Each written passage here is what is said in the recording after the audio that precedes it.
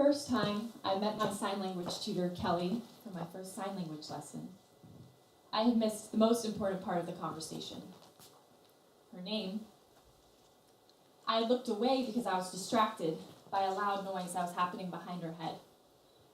And in that moment, I vowed I was never going to look away again. Growing up, I didn't have much exposure to the deaf community. I lived in a world of sound. And when I started at university 6 years ago, I intended to make a living off of sound as a musician.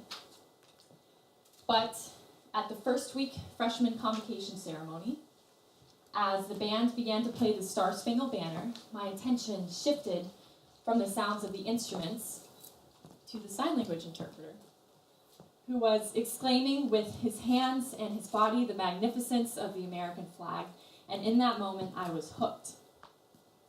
I couldn't look away. What was this incredible language, and who was it for, and why was I just now only starting to ask those questions? That moment began me on an incredible journey that I'm still on today, one of meeting new friends in the deaf community and learning about the richness of deaf culture and its native language, sign language. But most importantly, it's made me aware of the inherent privilege that exists in our society for people who are hearing. And it's also made me aware of what I can do as a hearing person to help elevate the deaf narrative. I had the awesome experience to teach at the Colorado School for the Deaf and Blind as an intern last year, and some of the stories that the students would share with me about being overlooked and mistreated in society shocked me. Stories of being in restaurants and on public transportation and in doctor's offices. Some of my friends, like Kelly, were applying to graduate schools at the time, and she would share with me how she was fearful that her tone would be misinterpreted by the interpreter, and in turn the interviewers would not be able to capture what she was really trying to tell them. I never really had to think before about how many of these environments really relied on the ability to communicate and hear to disseminate information. Another story that struck me was one of Daniel Durant. He's an American actor you all might know from the ABC Family show Switched at Birth. He tells a story of being a young boy on his way to see the premiere of Jurassic Park. And clad in his dinosaur t-shirt and holding his captioning machine, can you imagine the disappointment he felt when the movie started and the captioning machine was not working? All the hearing kids lined up next to him, enjoying the movie, and he's missing the beginning of it. Kelly tells me that it's pretty common for these machines to malfunction. They're provided by the movie theaters, so oftentimes they're not even charged fully, so they don't even get through the whole movie. Kelly wishes that captions could just be included on the screens when there's a deaf person in the theater, but she knows that a lot of hearing people find captions to be incredibly distracting. How many times in the past had I complained about how distracting I thought captions were? For a long time, I was really overwhelmed with guilt by these thoughts. Every time I heard a story like Daniel's, every time I could trace a line from a negative experience of a deaf person back to a positive experience of my own, I was overwhelmed with guilt to the point of just wanting to avoid the conversation altogether. But avoiding situations and conversations that make us uncomfortable leaves a lot of stones unturned. Because we can usually just look away from it, right? Oh, this makes me uncomfortable. When I was younger, I was taught I should just look away, so I'm going to look away because it exposes my ignorance and makes me feel guilty. But guilt can be a very constructive thing if it's healthily and fully acknowledged, especially its causes, and then redirected into positive action. So, 2 questions. What can hearing people do to help bring awareness to the deaf narrative, which is alive and thriving around all of us right now? Second question, what can you do to encourage the merging of deaf and hearing worlds together? I have 6 tips to help us get started. So, number 1, ask questions. Here's a question. How many people are there who are deaf and hard of hearing? In the US, there's about 10 million, and in the UK, about 9 million. Of those 9 million in the UK, 19% live in London, so if you live in London currently, you're probably going to run into a deaf person. It's much more common. So, how many people live? 10 to 9 million, US, UK. Here's another question. So glad you thought of it, thank you. How easy is it to really lip read? It's a great question, I'm glad you asked. Only about 30 to 45% of the English spoken language is clearly legible on the lips. 30 to 45%, that's quite low. That was shocking for me to hear.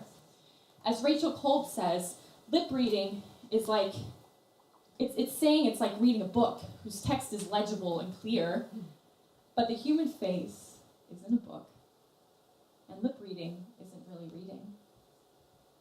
So we're going to try an activity here today. All your attention focused. I'm going to give you 3 words: bat, mat, and pat. Silently pick one of those words in your head right now. Bat, mat, or pat. Pick one. Now in a moment, I'm going to have you turn to a person next to you, and you're going to do a little exchange. One of you is going to mouth the word. Try not to overemphasize it. Try not to make any sounds. Just mouth the word as you naturally would in conversation, silently, and see if the person next to you can guess which word you've picked out of bat, mat, and pat. You can talk and ask them which one they've picked. There's been confusion in the past. So go ahead and link up and try to guess what the other person has chosen for their word. Silently mouth the word.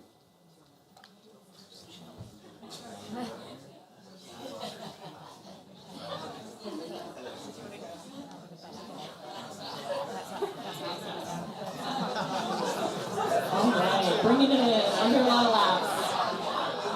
So, thank you everyone. How many of you on the first guess, so you probably were paired up, how many of you on the first guess got it right, the first people to guess in that group? How many got it right? All right, that's pretty decent, about 30 to 45%. Whoa. Okay, next group, how many people got it right? Yeah, okay. So you get the idea, right? We did isolate a word, and it could have been in a whole string of words, and imagine how the context of that sentence could have changed drastically if you had misread that word. So that's just a short example to show how lip reading isn't necessarily the most reliable form of communication. By asking that question, and we're back, by asking that question, we've clarified that lip reading isn't the most reliable form of communication for everyone. Some people choose to speak, even if they can't hear their own voice. Some people will speak. Some people really do rely on lip reading. Some people sign, and that's all they do, or it's a combination of the 3. It just depends. It's unique to the individual. So, by asking that question, you've learned lip reading maybe isn't the best for everyone, so what can we do? Number 2, become better communicators and learn a little bit of sign language. ASL Coach and Sign BSL are 2 great apps to get you started, depending if you sign ASL American or BSL British. There's a quick disclaimer I want to throw out there. Once you start learning, you might not never want to stop, but you can start. If you work in a pub or in a coffee shop, just learn how to take food and drink orders. Think about how sign language can be easily integrated into your life as it exists right now. The first time I had laryngitis and could call up a friend and have a full-length, enriching conversation was a game changer for me. I didn't need my voice anymore to communicate what I wanted to communicate to people. So, become a better communicator. Learn a little bit of sign language. Number 3, enrich your life by learning about deaf culture. It's a quick Google search. You can look at literature online. You can join social media groups. There's plenty of social media groups on Facebook that talk about what's happening in deaf culture now. I'm really fortunate to have met a good friend, Kelly, my sign language tutor, who's now a good friend of mine, and she's going to explain to you why she really loves her native language, sign language.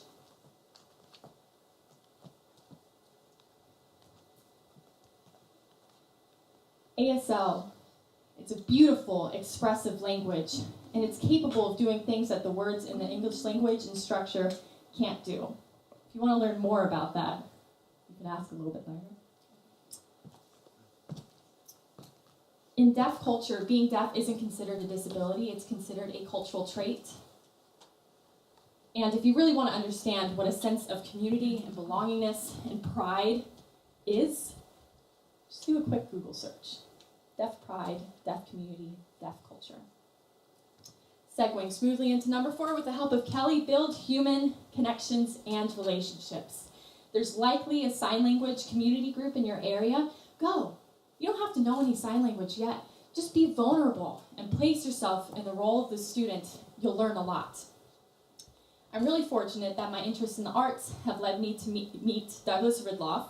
He's a fantastic poet in the New York City area, and he uses visual poetry to convey abstract concepts and stories through a tradition very similar to oral tradition, but instead visual tradition.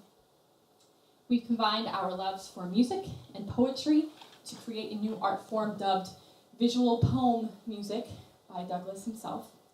And in the video I'm about to show you, Douglas is performing a poem all about music and how he sees it inherently in nature and the natural forces that surround us, including the ocean's waves. So check it out.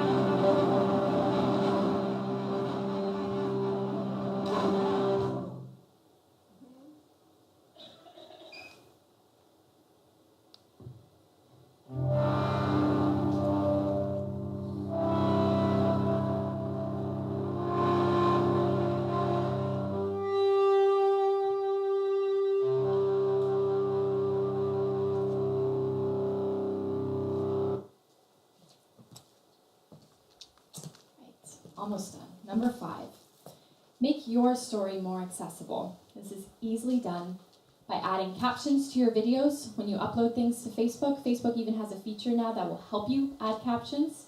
So all those friends you've made in the previous bullet points are going to want to know what's going on. So make sure you include them with captions. Also, those social media groups that you joined are going to be sharing a lot of really cool information. So share some of their stories as well and spread that deaf narrative. And number 6, evaluate yourself as a listener. Most of us just listen with our ears, right? But the deaf community is super cool. They listen with their eyes and their body language and their facial expressions. How much care do you put into listening to other people? I didn't listen very well that first day I met Kelly, and it was a mistake. People make mistakes, but just take a lesson from my book.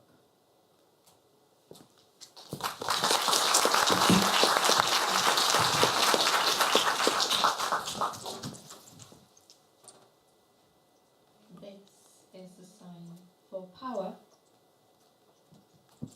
Now let's sign it together. Power. Right. Good, well done.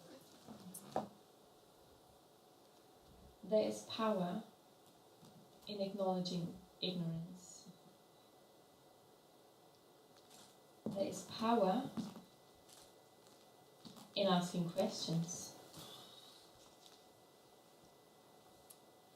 There is power in building human connections. There is power in listening, and there is power in choosing to not look away. Thank you very much.